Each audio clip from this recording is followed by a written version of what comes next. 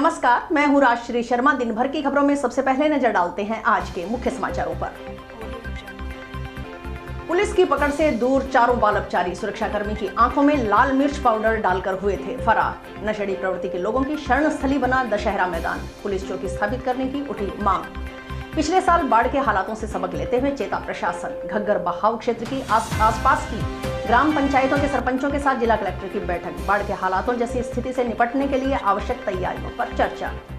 Ration डीलरों को digital POS machine का वितरण पूर्व की अपेक्षा शीघ्रता से होगा कार्य। पुलिस पार्टी पर फायरिंग करने वाला अपराधी गिरफ्तार। अस्पताल से डिस्चार्ज करने पर पुलिस ने हत्या प्रयास व राजकार्य में बाधा के मामले में किया गिरफ्तार।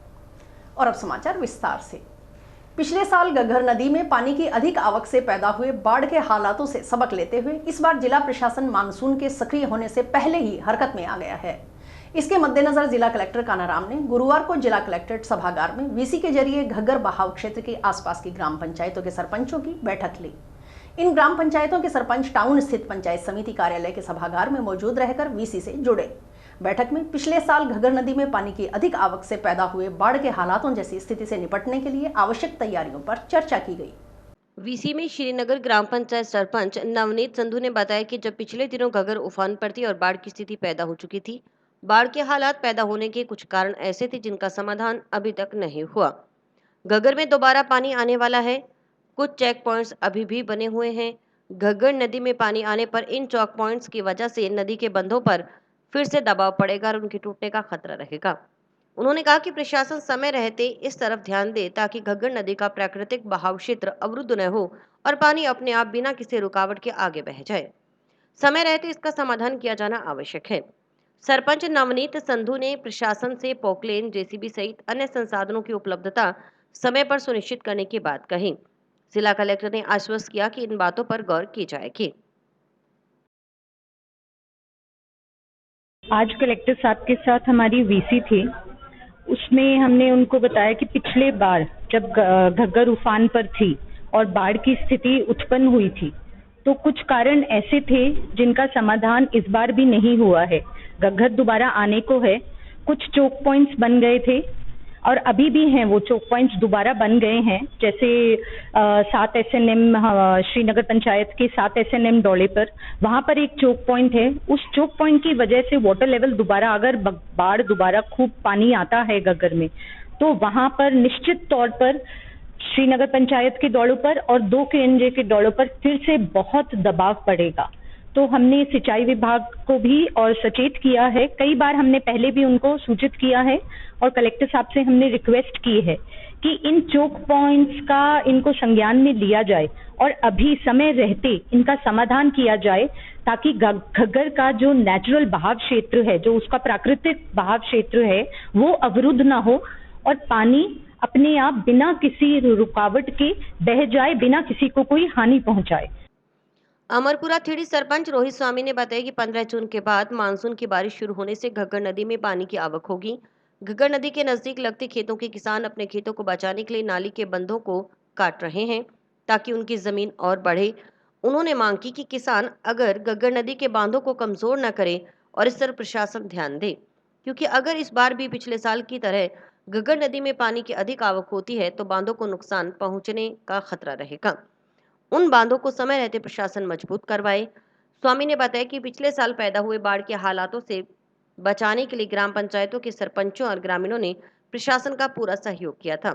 इस पर हुए खर्च का भुगतान काफी देरी से भी हुआ। इसको लेकर सरपंचों में भी रोष था। उन्होंने आश्वस्त किया कि भविष्य में भी ग्राम पंचायतें कंधे से कंधा मिलाकर प्रशासन का साथ देने को तैयार हैं। वो अपने खेतों को बचाने के लिए जो नाली बांध है, जो डोले बने हुए हैं, उनको काट रहे हैं, उनको काट के छोटा कर रहे हैं ताकि उनकी जमीन और बढ़े, जमीन निकालने का प्रयास करते हैं। तो मेरी ये गुजारिश थी और हमारी मुख्य मांग थी कि ये जो जमीन है वो न निकाले और बांधों को कमजोर ना किया जाए, ताकि अगली बार जब ये घग्गर बाढ़ आएगी उसमें तेज बहाव या ज्यादा पानी आएगा, उसकी वजह से कल को नुकसान हो सकता है शहरवासियों को, ग्रामवासियों को, इलाकावासियों को। इसलिए उन बांधों को मजबूत किया जाए। और पिछली बार जो बाढ़ आई थी जिसमें पंचायतों के जो सरपंच साथ थे, उन्होंने सबने सहयोग किया, पंचायती राज ने सहयोग किया और गाँव के लोगों ने सहयोग किया। और जिसमें जिन सरपंचों के पैसे लगे मशीनों के, ट्रैक्टर ट्रॉलियों के, मिट्टियां डलवाई, जो भी है उनका भुगतान काफी देरी से हुआ। 2-2.5 साल चक्कर काटे प्रशासन के और उनका भुगतान देरी से हो, इसलिए सरपंचों में रोष भी था। ग्राम पंचायत मकासर सरपंच बलदेव सिंह ने कहा कि जब घग्गर नदी में पानी की अधिक आवक से बाढ़ के हालात पैदा होते हैं, प्रशासन तभी हरकत में आता है। लेकिन पिछले साल पैदा हुए हालातों से सबक लेते हुए प्रशासन इस बार पहले ही चेता है। उन्होंने बताया कि किसानों ने अपने स्तर पर घग्गर नदी के बंधों को बनाया है, लेकिन प्रशासन व सिंचाई विभाग की ओर से किसी तरह की निशानदेही नहीं की गई। उन्होंने मांग की कि घग्गर नदी की सीमा तय कर निशानदेही की जाए और मरपुरा थेड़ी से लेकर पीलीबंगा तक बंधों को मजबूत किया जाए। घग्गर बहाव क्षेत्र में हुए अतिक्रमण भी हटाए जाएं, क्योंकि रिकॉर्ड में घग्गर नदी की चौड़ाई करीब 6 बीघा है, लेकिन अतिक्रमणों की वजह से कई जगह 1 बीघा या आधा बीघा ही रह गई है। यह सब प्रशासन की अनदेखी का नतीजा है। ये बता रहे हैं कागजों में कि 6 बीघे के करीबन बता रहे हैं। अब आप कितने रह गए वहाँ पे? अब कहीं तो 1 बीघा या आधा बीघा ही है, क्योंकि प्रशासन की अनदेखी होने के कारण ही वो 1 या 1.5 बीघा या कहीं आधा बीघा है। उसी वजह से ही हनुमानगढ़ शहर और गांव के नजदीक गांव है, जैसे 2 कंजे है, गंगागढ़ श्रीनगर ग्राम पंचायत के गांव आते हैं, बहलोल नगर है, उधर डबली है, सजीपुरा करनीसर है, ग्राम पंचायत मक्कासर है, इधर अमरपुरा थेड़ी है, जाड़ू है। इस तमाम गांवों को बड़ी ही खतरे की घंटी है और पूरा हनुमानगढ़ शहर की को भी खतरा है। इसीलिए प्रशासन से हमारा पुनः दोबारा निवेदन है, जिला कलेक्टर महोदय को भी हम धन्यवाद करते हैं कि इसको ध्यान में करते हुए जल्द से जल्द। जिला रसद अधिकारी कार्यालय में गुरुवार को 5G डिजिटल पोस्ट मशीन का वितरण किया गया।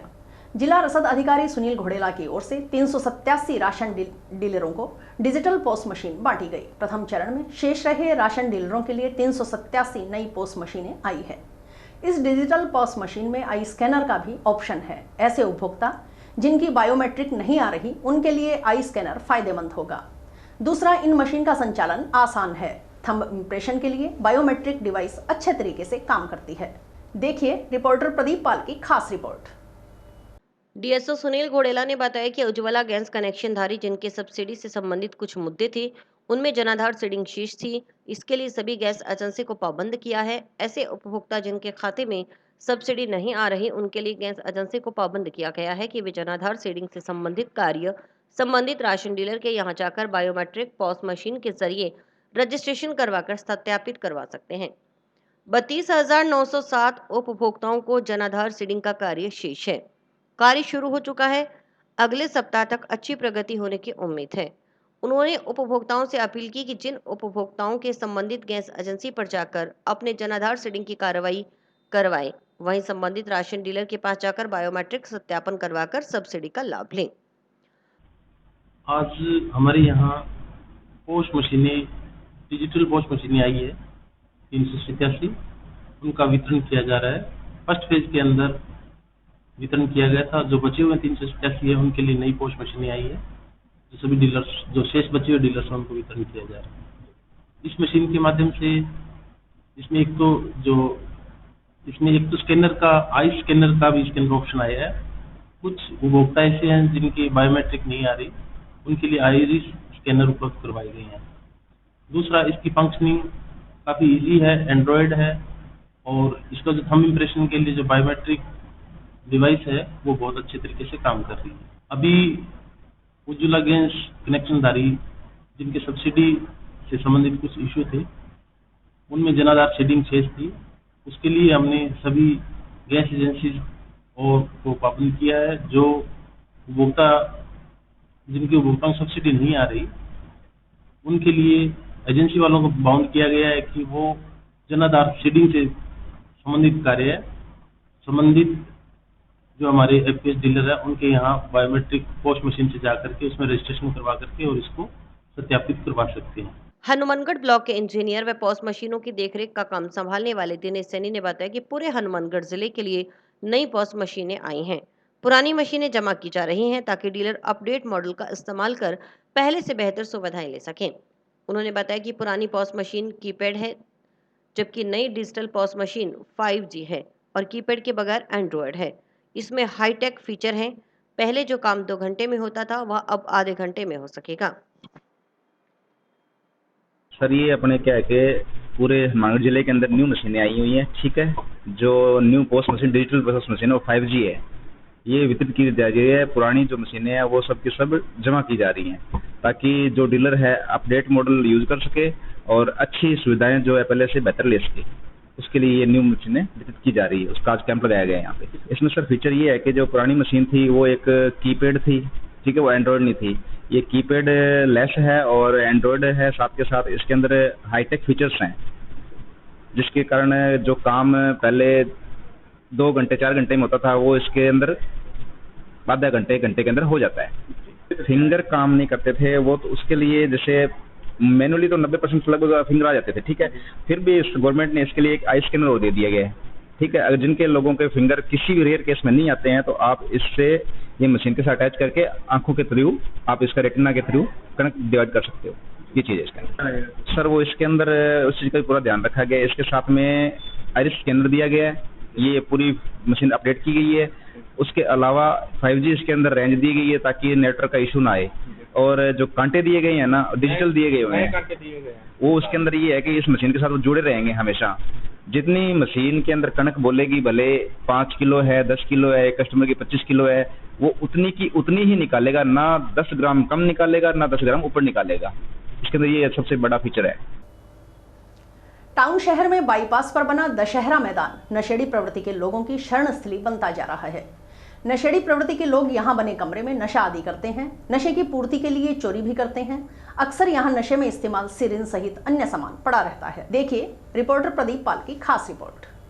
वार्ड पार्षद प्रतिनिधि मुकेश भार्गव ने बताया कि वार्ड 44 में बने दशहरा मैदान के कायाकल्प जीर्णोद्धार के लिए नगर परिषद की ओर से मिट्टी भर्ती करवाई गई थी। वॉकिंग ट्रैक बनवाया, ट्यूबवेल लगवाया, हाई मास्क लाइटें लगवाई, हाल कमरे, स्टोर, शौचालयों का निर्माण करवाया गया।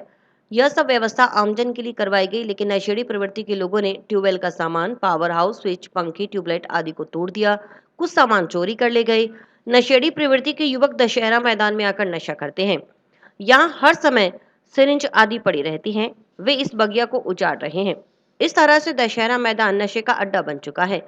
दशहरा मैदान ही नहीं, शहर की कई और ऐसी जगह जहां युवाओं को नशा करते देखा जा सकता है। उन्होंने बताया कि पूर्व में 2 बार मरम्मत करवाई जा चुकी है, लेकिन अब फिर वही हाल है।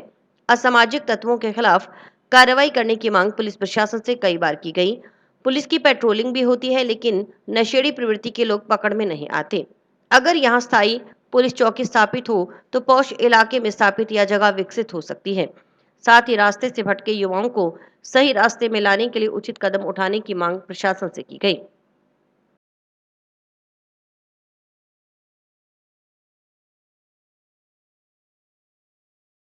देख रहे हो, ये बिल्कुल नए कमरे बनाए हो हमारे।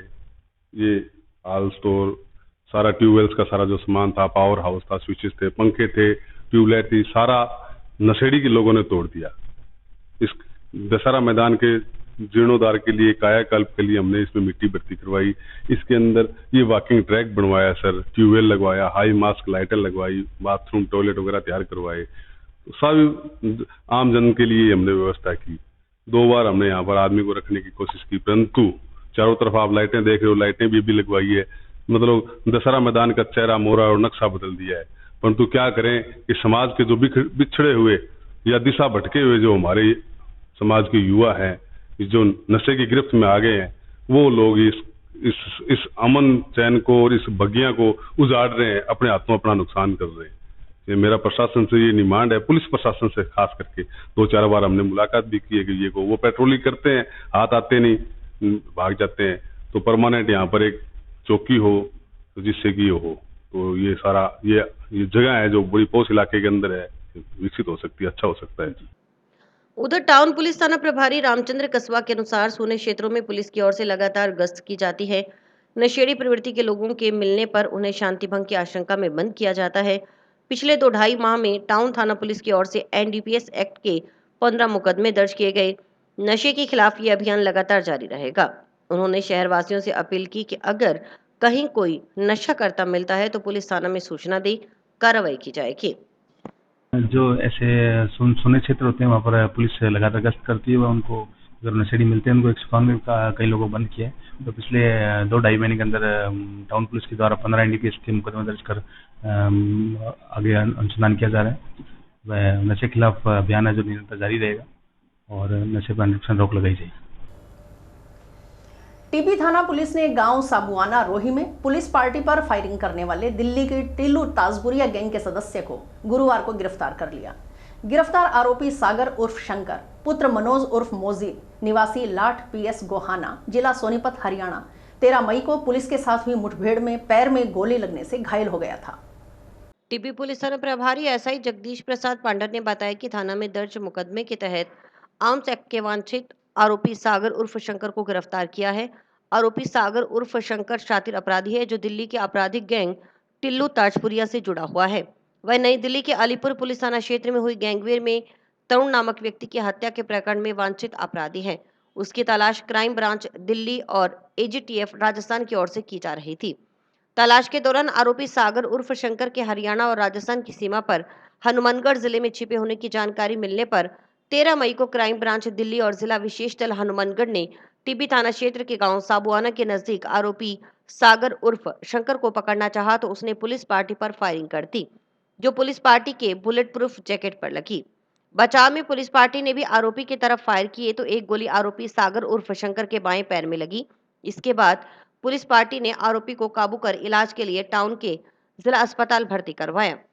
एनडीआर क्राइम ब्रांच दिल्ली के पुलिस निरीक्षक विनोद यादव ने टीबी पुलिस थाना में आरोपी के खिलाफ पुलिस पर जान से मारने की नियत से फायर करने, राजकार्य में बाधा डालने आदि संबंधित धाराओं के तहत मुकदमा दर्ज करवाया था।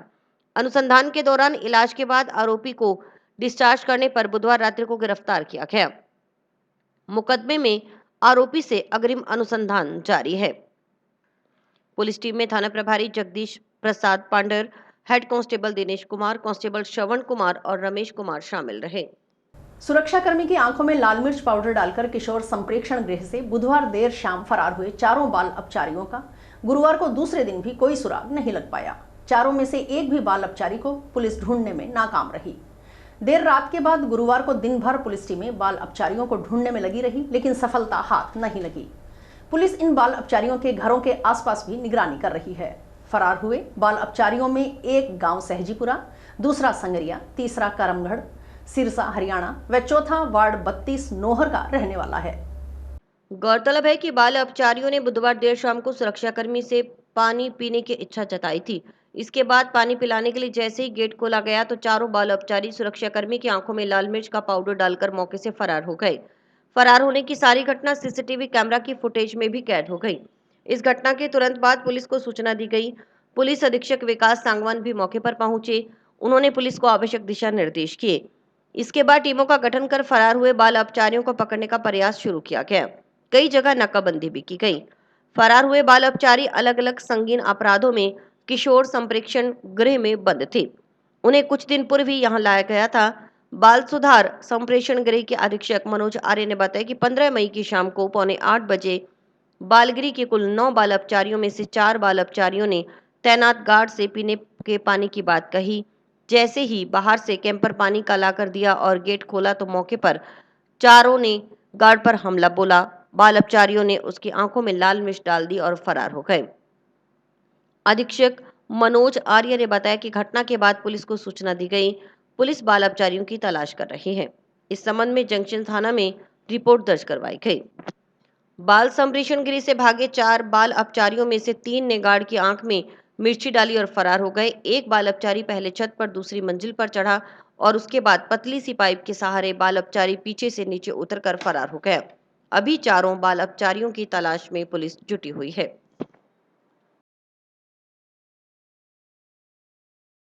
राजकीय संप्रेक्षण एवं किशोर गृह में कल दिनांक 15 को साय लगभग 7:45 बजे गृह में करीब 9 बाल अपचारी प्रवेशित थे। इनमें से कुछ बाल अपचारियों ने गार्ड जो तैनात था हमारा द्वार पे, तो उसको पानी पीने की इच्छा जताई। गार्ड ने उनको पानी का बाहर से जैसे ही कैंपर ला करके दिया और देने के लिए उन्होंने गेट खोला था कि एक बच्चा उस कैंपर को अंदर ले जाके बाकी बच्चे ही पानी पी लें। तो जैसे ही उसने गेट खोला तो वहाँ मौके पर उन 4 बच्चों ने गार्ड के ऊपर हमला किया। उन पर उसकी आंखों में मिर्च फेंक कर और फरार हो गए। घटना के तुरंत बाद ही हमने स्थानीय पुलिस को सूचना दी और पुलिस के द्वारा तत्काल ये तलाशी की कार्रवाई प्रारंभ कर दी, जिसकी देर रात हमने जंक्शन थाना में रिपोर्ट भी प्रस्तुत कर दी थी। लापरवाही अब सीधे तौर पे तो नहीं कह सकते, क्योंकि जो बाहर के मुख्य द्वार हैं वो तो चूँकि यहाँ पर शिशु गृह भी है तो हम सारी दरवाजे लॉक में नहीं रख सकते, लेकिन जो हमारा जहाँ गार्ड तैनात रहता है वो द्वार हमारा ताले में ही था और गार्ड ने पानी पिलाने के लिए जब जो कैंप पर अंदर देना था, अंदर देने के लिए गेट खोला तो बच्चों ने तत्काल उस पर हमला कर दिया।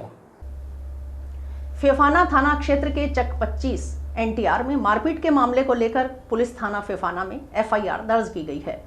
मारपीट में पीड़ित पक्ष के एक युवक को हनुमानगढ़ के जिला अस्पताल में भर्ती करवाया गया है।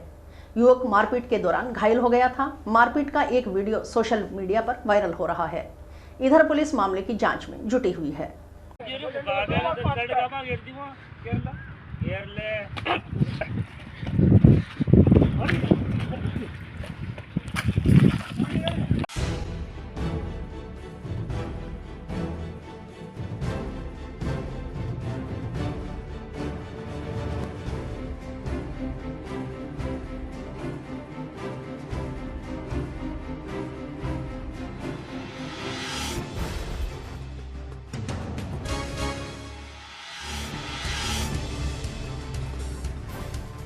फेफाना थाना के ASI इंद्राज ने बताया कि संतोष कुमार पुत्र जगन्नाथ निवासी 25 NTR ने रिपोर्ट दी कि बुधवार शाम वह और उसके दो भाई रणजीत और संतोष अपनी दुकान पर नौहर गए हुए थे। राम सिंह किसी काम से बाजार गया हुआ था। संतोष कुमार ने पुलिस रिपोर्ट में बताया कि उसके बड़े लड़के ने उसे फोन पर बताया कि करीब शाम 4:30 बजे देवा के साथ मारपीट की है और आरोपी गले से 3 तोले की चांदी की चैन तोड़कर ले गए।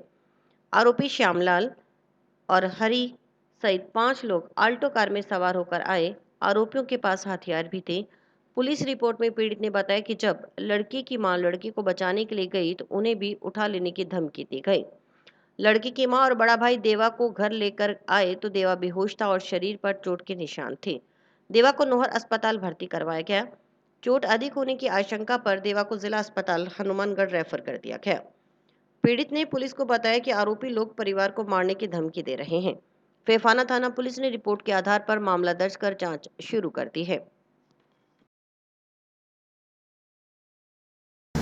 जी पहले हमारे कुआं का विवाद चल रहा था, उसके बाद जब मैंने SDM कोर्ट में हमारे को पाबंद कर दिया गया, दोनों पार्टी को पाबंद कर दिया गया, 107 151 में पाबंद कर दिया गया कि कोई लड़ाई झगड़ा नहीं करो। मतलब ठीक है सर, हम लड़ाई झगड़ा नहीं करेंगे। उसके बाद में आज कल हमारी तारीख 15 तारीख और ये बड़े लड़का आया हुआ था सिक्कर से, वो क्या है कि सरसों लेकर गया हुआ था और राम सिंह आया हुआ है, वो हनुमानगढ़ रहता है, छोटा भाई वो राम सिंह, वो रणजीत की सासू चली हुई थी, वहाँ वो गया हुआ था। इसलिए ये लड़का छोटा लड़का है ना, ये घर पर था, तो छोटा लड़का घर पर था तो ये इसकी मम्मी बोली तू होटल पर जा करके चीनी ले गया। ये चीनी लाने के लिए गया तो श्यामलाल और हर सिंह ने दोनों ने क्या किया कि सामान उठा रहे थे, उस सामान की क्या जो कुआ पर है ना उसकी सटे आई हुई थी, कोर्ट में मामला चल रहा है, सटे आई हुई थी। तो इसके लिए लड़के को बोला देवा को कभी तो सामान गलाने लगो, तो ये देवा सामान गलाने से इनकार कर दिया। तो इनको गाड़ी गलौज करने लगे तो ये उनकी वीडियो बनाने लगे थे। तो उसके बाद में उसको घसीट करके लाठियों से और मारपीट करके कुआं में गिरने लगे, कंठ पकड़े उसके और इसके चोटें लगी। द ईगल फाउंडेशन के सदस्यों ने गुरुवार को सदर पुलिस थाना में पौधारोपण किया। पेड़ों पर परिंदे बांधकर उनमें पानी डाला। पौधारोपण व परिंदे बांधने के कार्य की शुरुआत थाना प्रभारी SI लाल बहादुर चंद्र ने की। थाना स्टाफ ने परिंदों व पौधों में नियमित रूप से पानी डालने की जिम्मेवारी ली। फाउंडेशन के राष्ट्रीय अध्यक्ष प्रशांत सोनी ने बताया कि दिन प्रतिदिन गर्मी बढ़ती जा रही है।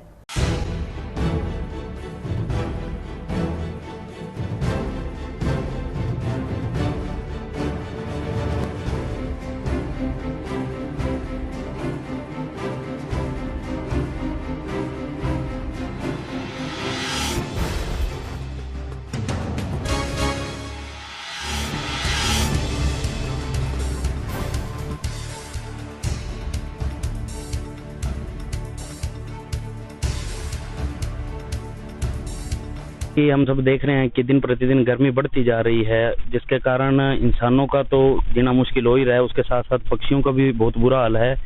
ना जाने रोज कितने पक्षी गर्मी की वजह से मर रहे हैं। तो आज इन सब चीज़ों को ध्यान में रखते हुए द ईगल फाउंडेशन की तरफ से सदर थाना हनुमानगढ़ के अंदर परिंदा बंद अभियान शुरू किया गया, जिसके तहत आज हमने सदर थाना में 21 परिंदे लगाए हैं और पौधारोपण किया है, ताकि पक्षी जो अपनी प्यास बुझा सकें और पौधे हमारे पर्यावरण का संतुलन बनाए रखें। और मैं आप सभी से भी यही कहना चाहूँगा कि कम से कम अपने जीवन में एक परिंदा अवश्य बांधें और एक पौधा जरूर लगाएं। रोपण करना बहुत जरूरी है जी, हर आदमी के लिए। इससे पर्यावरण का संतुलन बना रहता है और जो है पर्यावरण बचा रहेगा। इसके साथ ही पर्यावरण का गर्मी देखो जी, अगर पेड़ पौधे होंगे तो गर्मी बिल्कुल कम होगी, इससे बरसात भी आने की संभावना रहती है। बुरा हाल है गर्मी से। उसके लिए पेड़ पौधे लगाने बहुत जरूरी है, फिर ही प्रदूषण से निजात मिलेगी हमें। हर आदमी इसके लिए चौकन्ना होना पड़ेगा, हर आदमी को। टाउन थाना पुलिस ने अवैध देसी पिस्तौल बरामदगी के मामले में कार्रवाई करते हुए पिस्तौल उपलब्ध करवाने वाले आरोपी को गिरफ्तार करने में सफलता हासिल की है। गुरुवार को पुलिस ने आरोपी को कोर्ट में पेश कर पीसी रिमांड मंजूर करवाया।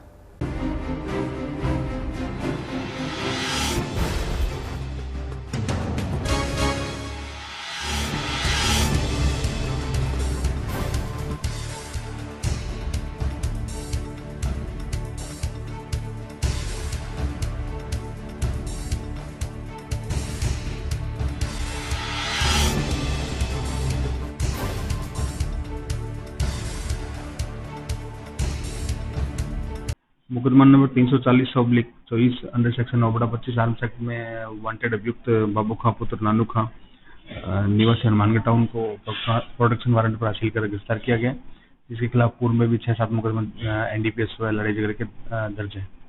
11 किलो 200 ग्राम चूरा पोस्त सहित गिरफ्तार पोक प्रौढ़ को टाउन थाना पुलिस ने गुरुवार को मजिस्ट्रेट के समक्ष पेश कर पीसी रिमांड मंजूर करवाया। रिमांड अवधि के दौरान आरोपी से पोस्त की खरीद फरोख्त के बारे में पुलिस जानकारी जुटाएगी। टाउन पुलिस थाना प्रभारी रामचंद्र कसबा ने बताया कि प्रारंभिक पूछताछ में यह बात सामने आई है कि आरोपी विजेंद्र सिंह उर्फ ब्रिजेंद्र सिंह निवासी गांव कुसाएं तहसील वजीरपुरा कुसाएं रायपुर सवाई माधोपुर हाल जिला गंगापुर सिटी पोस्ट की सप्लाई देने आया था।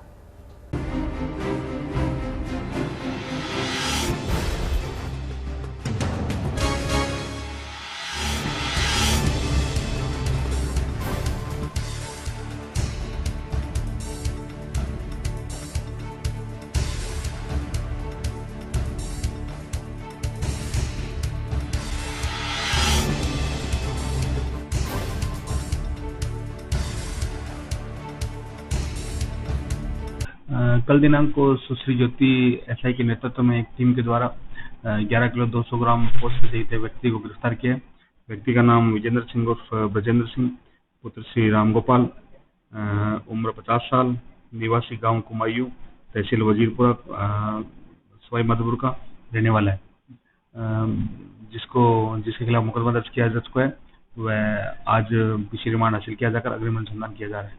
उनमें कोई मुकदमे पूर्व मुकदमा के लिए संबंधित थाने से रिकॉर्ड मांगा गया है। बेचने जा रहा था या खुद आगे सप्लाई देने जा रहा था।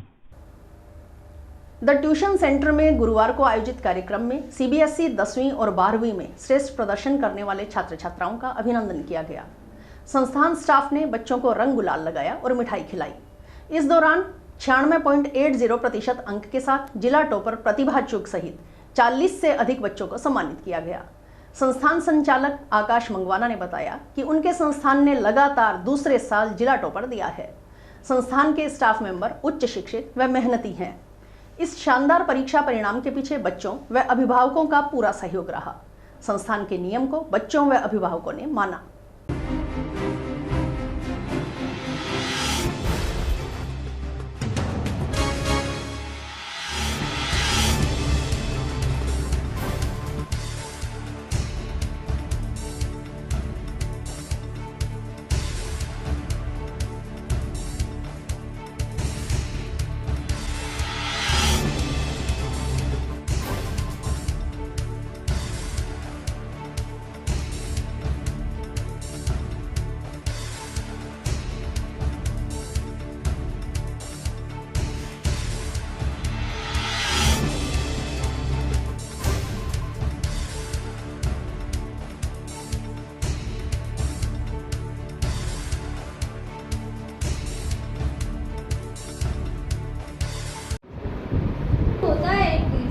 असली मतलब बताया। साइंस और मैथ से तो कभी लगा ही नहीं डर, क्योंकि आप ही ने तो इसे हमारा दोस्त बनाया।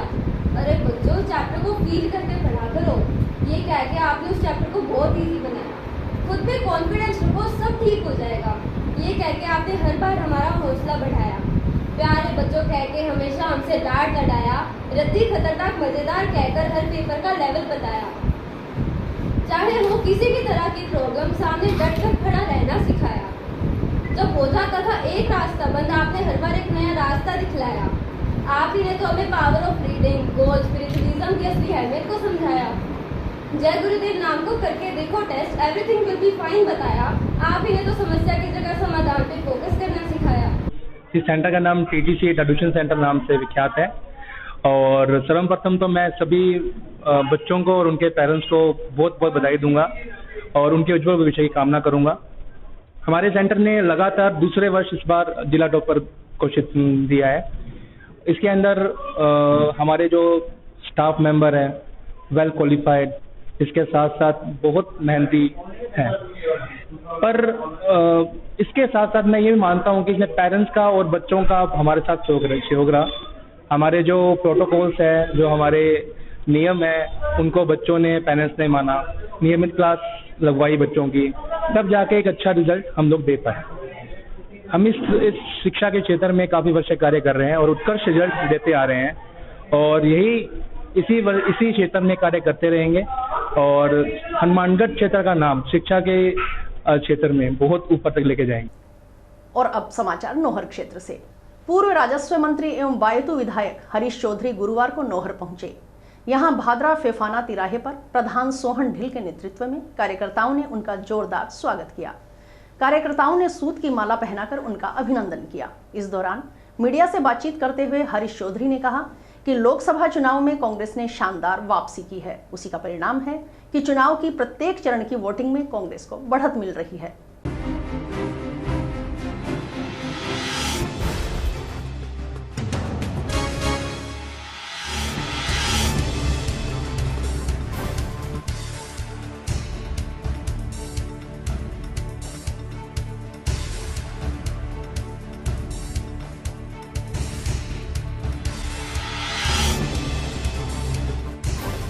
कांग्रेस की स्थितियां काफ़ी अच्छी है।